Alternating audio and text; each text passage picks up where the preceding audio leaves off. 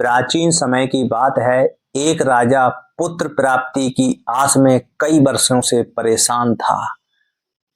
काफी समय निकल जाने के बाद उसके कोई भी संतान ना हुई तो रानी और राजा दोनों बहुत ही चिंतित रहने लगे। उनकी चिंता को देखते हुए दरबार के मंत्रियों और सेनापति ने उन्हें तांत्रिक की शरण में जाने को कहा। राजा तांत्रिक के पास जाता है। तांत्रिक राजा के लिए एक निर्दोष बच्चे की बलि देने के लिए कहता है। इसके बदले में राजा को पुत्र की प्राप्ति हो जाएगी, यह बोलता है। राजा एक पल के लिए तो अचंभित रह गया, लेकिन पुत्र प्राप्ति की लालसा ने उसे अंधा बना दिया। राजा ने तुरंत अपने राज्य में ऐलान कर दिया कि जो कोई भी अपने पुत्र को बलि के लिए राजा को सौंपेगा, राजा उसे मनचाहा धन देंगे। उसी राज्य में एक निर्धन परिवार रहता था। उनके पास कई सारे बच्चे थे। उनमें से एक बच्चा भगवान का परम भक्त था। वह दिन भर ईश्वर की आराधना अर्चना में लगा रहता था और घर के कामों में ध्यान न देता था। तो घर के लोगों ने सलाह करी कि इस बच्चे को क्यों ना राजा को दे दिया जाए, इसके बदले में हमें बहुत सारा धन मिल रहा है। उस परिवार ने उस बच्चे को राजा के लिए सौंप दिया। राजा ने उस बच्चे को गोद में उठाया और महल में ले गया। बलि की सारी तैयारियां पूर्ण कर ली गईं। मंत्र उच्चारण और पूरा मंत्रिमंडल, रानी, राजा, मंत्री, दरबारी, सब पूरा महल बड़ी धूमधाम से सजाया गया। जब अंत में बलि का समय आया तो बच्चे से पूछा गया, तांत्रिक ने पूछा, बोल बेटा, आपकी आखिरी इच्छा कुछ हो तो बताओ।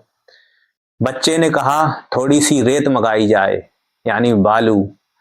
तुरंत रेत आ गई। बच्चे ने 4 अलग अलग ढेर बनाए। बच्चा पहले ढेर के पास जाता है और उस ढेर को बीच से तोड़ देता है और कहता है, ये ढेर मेरे माता पिता का है, उनका धर्म था मेरे प्राणों की रक्षा करना, लेकिन उन्होंने ऐसा नहीं किया। आज से मेरा माता पिता से कोई नाता नहीं है।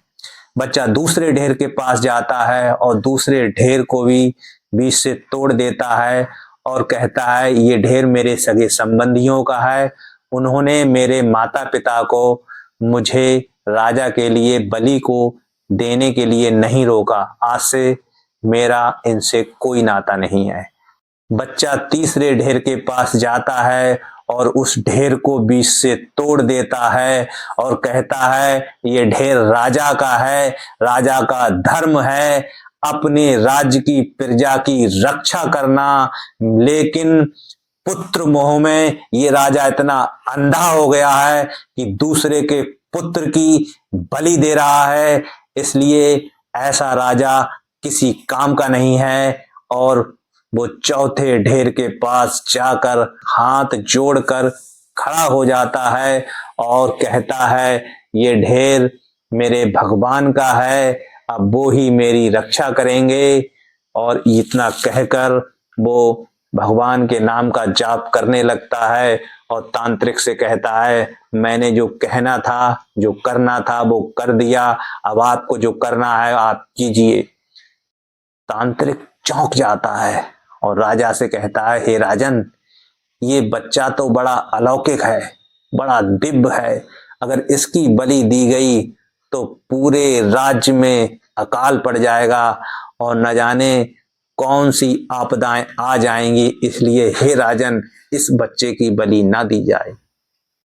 राजा भी बच्चे की बातों को सुनकर चकित रह जाता है और कहता है, ये बच्चा बहुत ही निडर है, बहुत ही साहसी है, धर्म प्रिय है और बहुत ही ज्ञानवान है। ऐसे बच्चे की बलि देने की कोई आवश्यकता नहीं है। मैं आज से इस बच्चे को इस राज्य का राजकुमार घोषित करता हूं।